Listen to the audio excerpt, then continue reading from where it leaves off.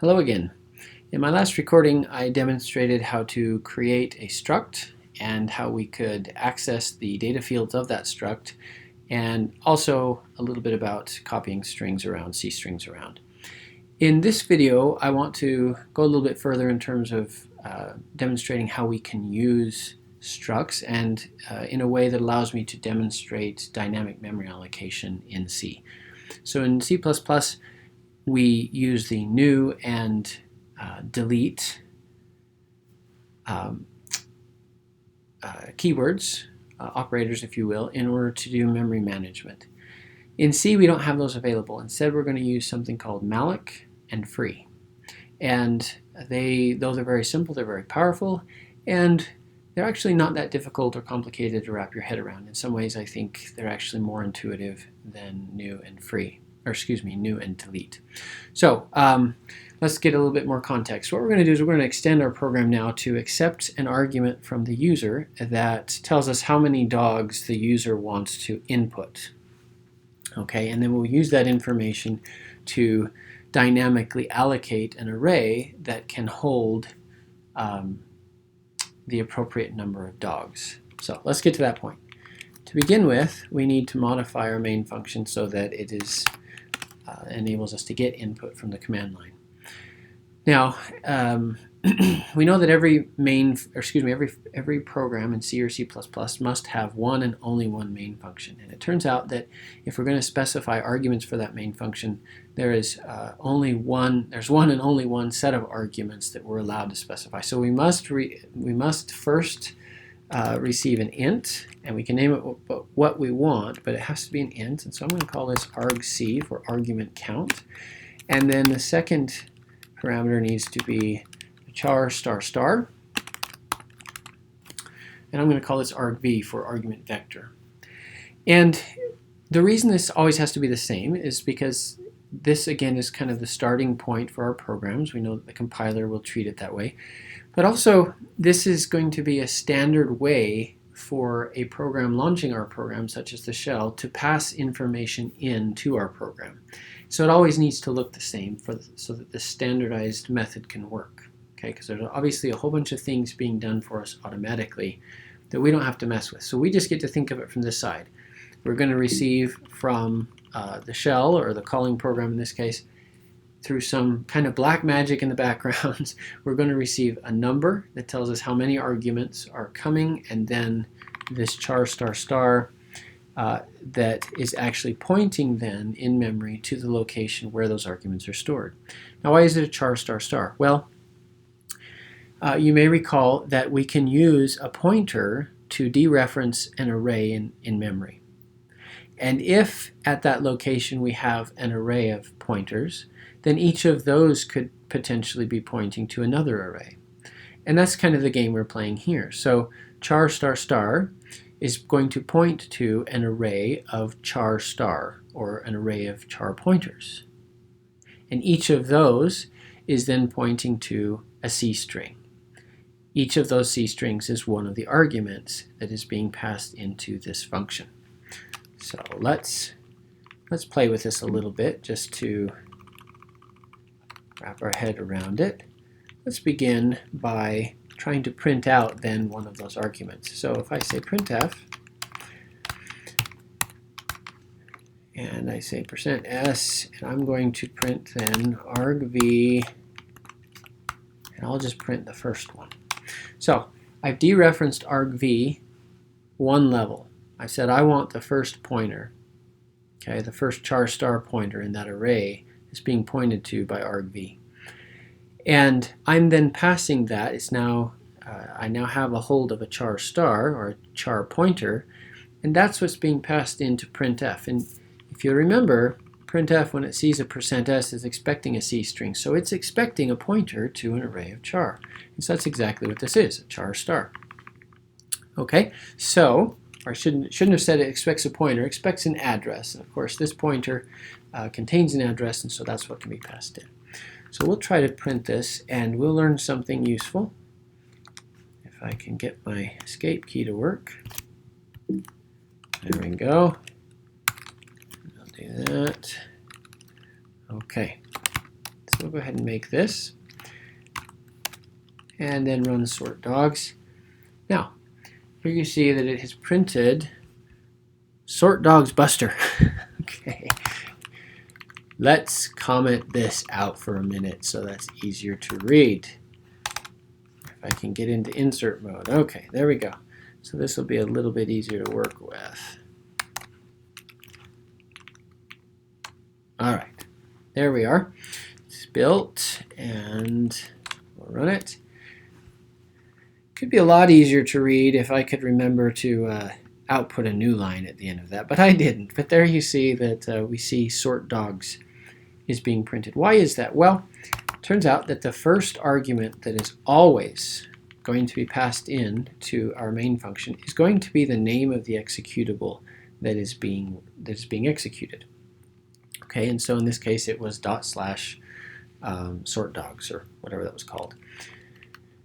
Okay, if the user has provided an argument for us, then the first one they provide would be at location argv1, the second argument would be at argv2, and so forth.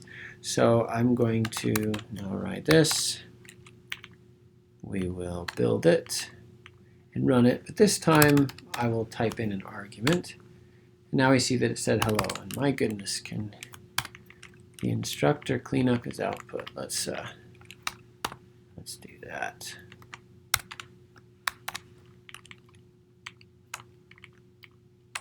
Okay, that's easier to see and appreciate. So it's now printing this first argument that I provided myself, which is actually the second argument that the shell is passing in to our program.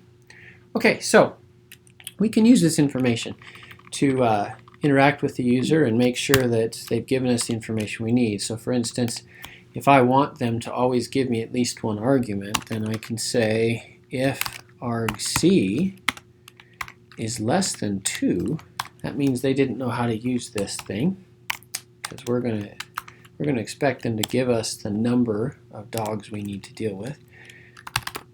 And we're going to give them an error message. And I guess since it's an error message, we'll go ahead and print it to standard error.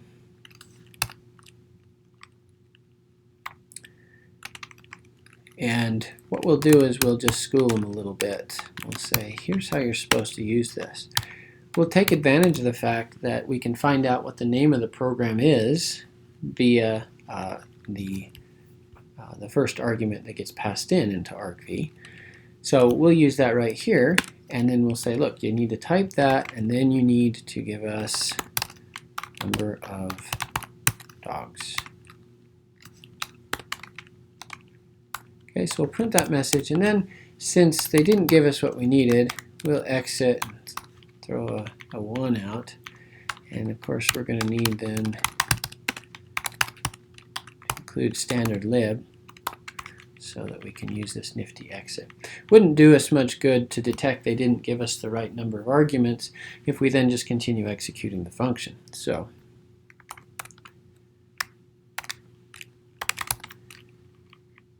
okay, we're getting a warning. It says conversion.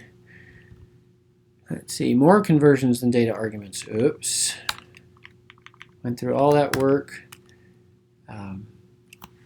to say something about how to use it, but I failed to actually provide the data that printf needs. So we need to include argv, and it's going to be the first one.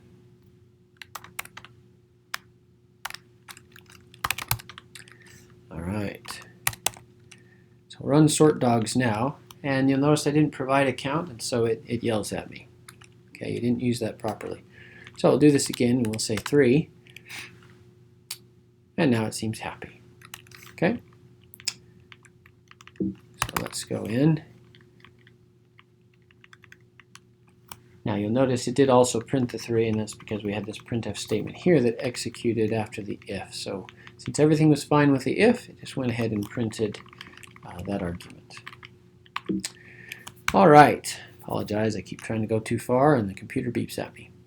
So we now have information coming in that lets us know how many dogs the user is going to want to tell us about. But we need that to be in an int. Right now it says it's a C string. It was just read in as a string. So I'm going to create a variable called numDogs, and I'm going to set this to the value that we got from the user, but we first have to convert that from an ASCII string, a C string of ASCII characters, to an integer. And so we can use this nice utility function called a to I, which stands for ASCII to integer to int, and then we send it a C string that we want to convert. In this case, it's the first user provided argument. And this is going to give us now numDogs.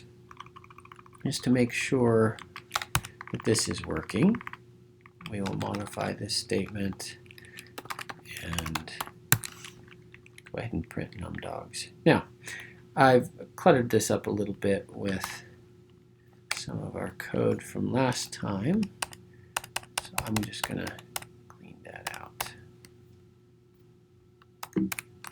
All right, so we'll make again, and we'll run this. Sure enough, now we're seeing 3, but in this case we didn't print the string 3 to the screen, we printed the int 3 to the screen. So that's a significant difference. All right, so using, oh, stop beeping at me. There we go. Using this value numDogs, I want to show now how we can allocate space for an array for all of these structures that we want to create. So I told you before that we don't have access to new. We're going to have to use Malloc. But just like if we were dynamically trying to allocate things in C++, we'd want to use a pointer to store the address of the thing or things that we allocated using new. We're going to do a similar thing here. So we'll use a dog pointer, and I'm going to call this some dogs, okay? And we'll set this equal to the value we get back when we call Malloc, in which case we'll use Malloc, we use Malloc to ask for memory. Malloc is a memory allocator. So Malloc needs to know then in bytes how much memory we want.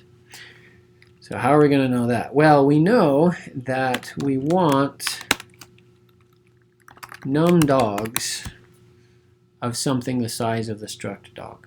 So we need to know the size of the struct dog, and then we're going to multiply that by numDogs, and that will give us the number of bytes we need. So there's this nifty function we can use called sizeOf, and we give it, there we go, we give it the type that we're trying to get the size of, and it will go ahead and return that. So this will, sizeOf returns the number of bytes in a dog, multiply that by the number of dogs we need, and now Malloc has what it needs to go off and find us some memory. Now that memory will come back, what will come back from this function is an address of the memory, where it's sitting.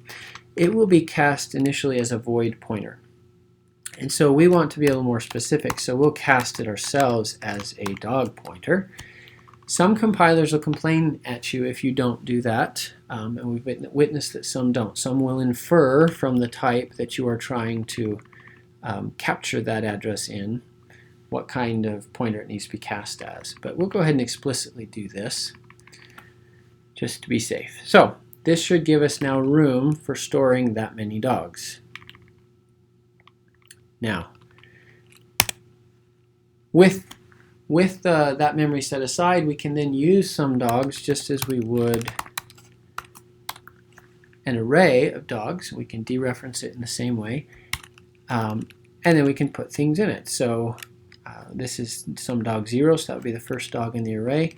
And you'll remember, we can't just set with an assignment operator that value in the name variable, but we can use string copy to do it. And so we'll call this dog Pepper. Okay, and then just to demonstrate that that has worked, we'll print out that C string with a new line this time, and it will be some dogs, first element, and the name. And we'll make sure that works. Now, once we're done working with this memory, we need to deallocate it. In C++, we used delete to do that. In this case, we'll just use free. and we'll provide the name, excuse me, the variable, the pointer, I'll get it out, we'll provide the pointer of the memory we're trying to free, and that will deallocate it for us. So let's write this, Control Z, we'll build it, we'll make it, and there we go. So we see that still we received 3 as that argument, which we had before, and then here you see we successfully stored the name Pepper and then printed it out. Okay, so that's a basic introduction then to a couple things. We saw how we can extract command line arguments and utilize them. We can cast them from, we can extract from them even though they're strings. We can use A to I or A to F if we wanted a floating point value to get numbers out of those C strings that came in as arguments. And we saw how we can allocate and deallocate memory in C. So I think that's a good place to stop. Until next time.